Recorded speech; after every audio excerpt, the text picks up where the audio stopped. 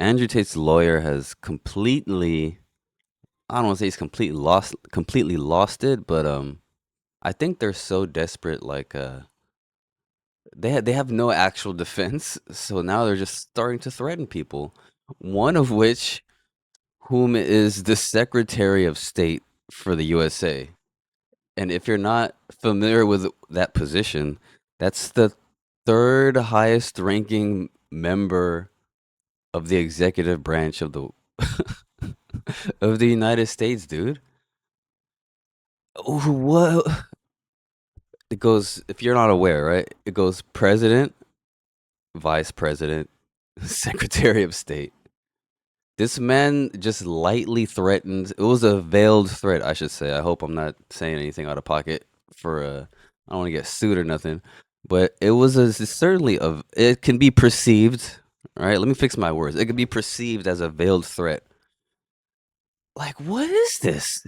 So check out the clip. Let me stop talking about it and just show you what he said. All right, this is from Crayon Murders. Give that fellow a follow.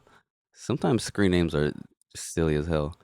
All right, Andrew Tate's lawyer is absolutely unhinged in an argument against extraditing the Tate brothers. Joe McBride says, one allegation against Marco Rubio's son and his life is over. If things don't work out with bail or with extradition, the boys can't be extradited without the Secretary of State signing off on that. The Secretary of State is, of course, Marco Rubio. Look, Marco Rubio has a son who plays football in college in Florida right now. One allegation against his son and his son's life is over. If things don't work out with bail. What do you think he meant by that? Let me know in the comments. Who does that, man? All I know is if well, I do have a son, but even like a normal person. All right, let's just put myself in Marco Rubio's position, right? This guy who's a resourceful attorney or for some of the slimiest people just threatened, just not even, forget the threat, he mentions my son who has nothing to do with the Tate brothers and mention my son's life can be ruined. Like, he's gonna pay for that. There's no way he's not gonna pay for that.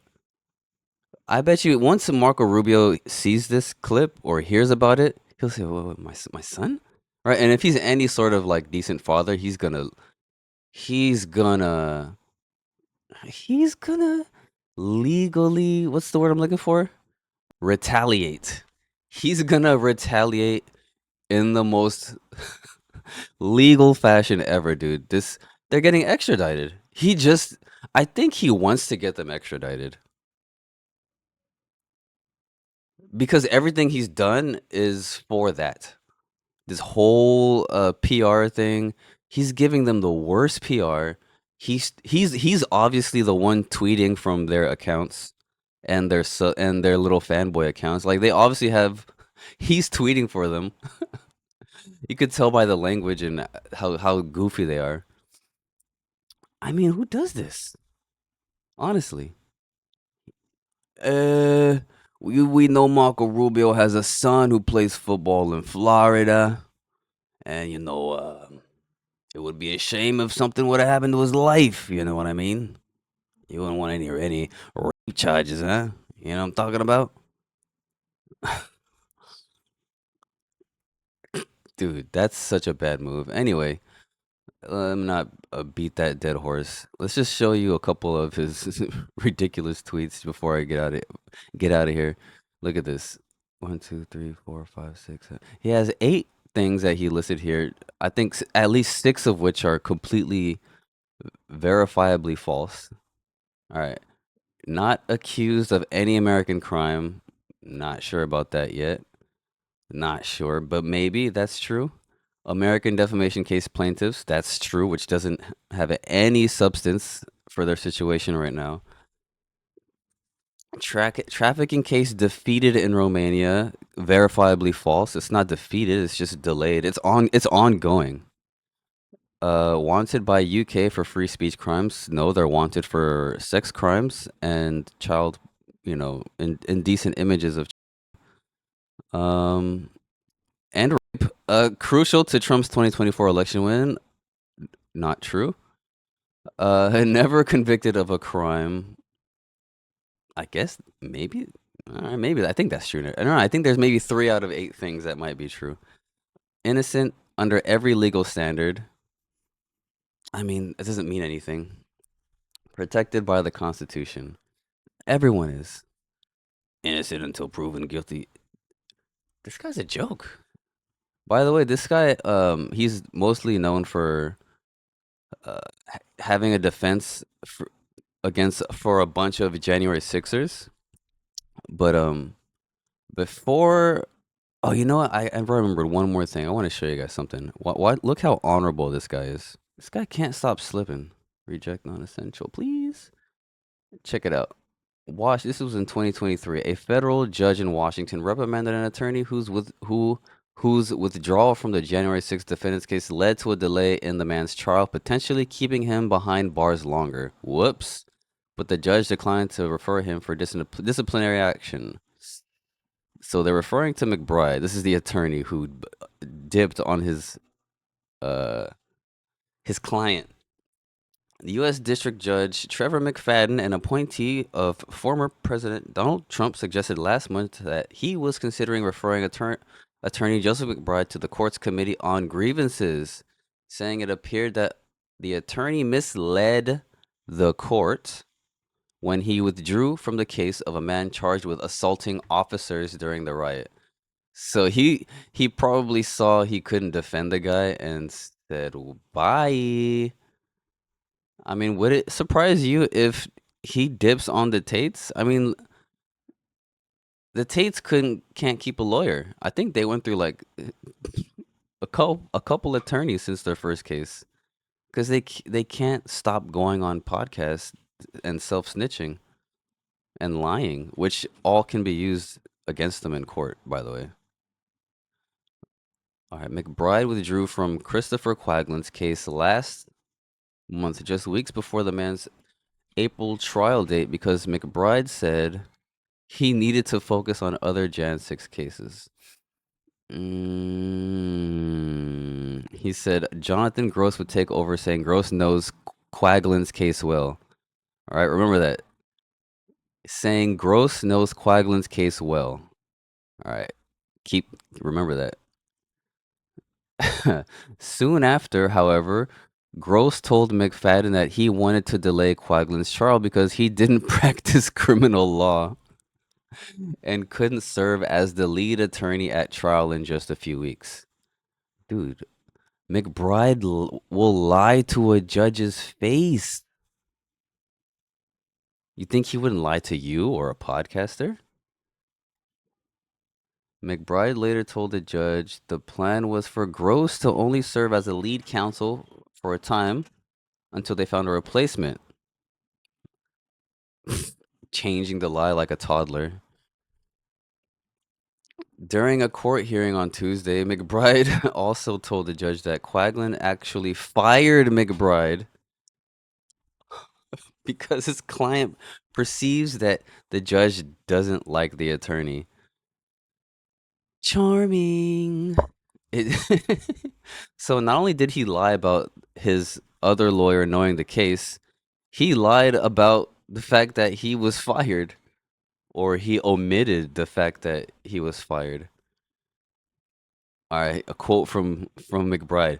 I did not try to pull one over on you, Your Honor, McBride told the judge. I dotted all my I's and crossed all my T's. I can see him doing hand movements too. Dude. In a written order filed Thursday, McFadden rejected McBride's suggestion that he didn't tell the judge that he was fired because he was trying to protect his client's interest. Yeah, Judge, I didn't tell you I was fired so I could protect my client. Meanwhile, he delayed his case and kept him in jail there longer. Like, come on, dude. Interest? More likely he was protecting himself from the embarrassment of disclosing that he had been fired. Obviously, right? McBride's omissions forced the court to delay the trial of Quaglin and his co-defendants for a second time. So delayed it a second time by lying. Lied twice, two delays for his client. Literally the worst attorney ever. I you you this is crazy. I found this out after real. I'm like, this guy's the worst attorney ever. So I did some research. I'm like, is this guy actually an attorney? And I'm like, oh snap, he actually is, but he's just not a good one. So adding that he likely would oh, the judge wrote adding that he likely wouldn't have allowed McBride to withdraw if he had known all the facts. Yeah, dude. So he lied to get out of the case. This is the kind of guy McBride is. McFadden admonished McBride to scrupulously adhere to his duty of candor to this court and others going forward, but found that further disciplinary action is unwarranted. So if he pulls that shit again or tries to pull it, he's gonna be cooked for sure. Um, McBride, who represented several other Jan 6 defendants, said Friday that he is glad the issue is over and is looking forward to moving on with this case. I bet. The judge had also questioned whether McBride was being sincere when he sought an earlier delay in Quaglin's trial because the lawyer said he had chronic Lyme disease. I'm willing to bet that he did lie, but I mean, you can't. Whatever. The judge noted last month that McBride continued after that to do media interviews and visit former President Donald Trump's Mar-a-Lago resort. So he had Lyme disease and went to go have fun at Mar-a-Lago. Whoops. This judge is quite lenient on the guy, but I bet if he tries to pull that again, it's prime time. That's in his file. I bet there's some lawyer file where that exists, his behavior. All right. But the judge said at a hearing Tuesday that he was satisfied McBride was telling the truth about his medical condition. Whatever. None of my business. All right, Quaglin. Okay, that's all extra. Anyway, that's about it for now. I just wanted to talk about the Marco Rubio thing. Like he straight up threatened the third most powerful person in the United States. I don't know who he thinks he is. He feels real safe in America, that's for sure. He wouldn't try that in Romania or Russia. Hey, Putin, like the third, imagine the third person down from Putin. Hey, Vitaly, uh, Vushishnik, I know you have a son in Moscow playing football.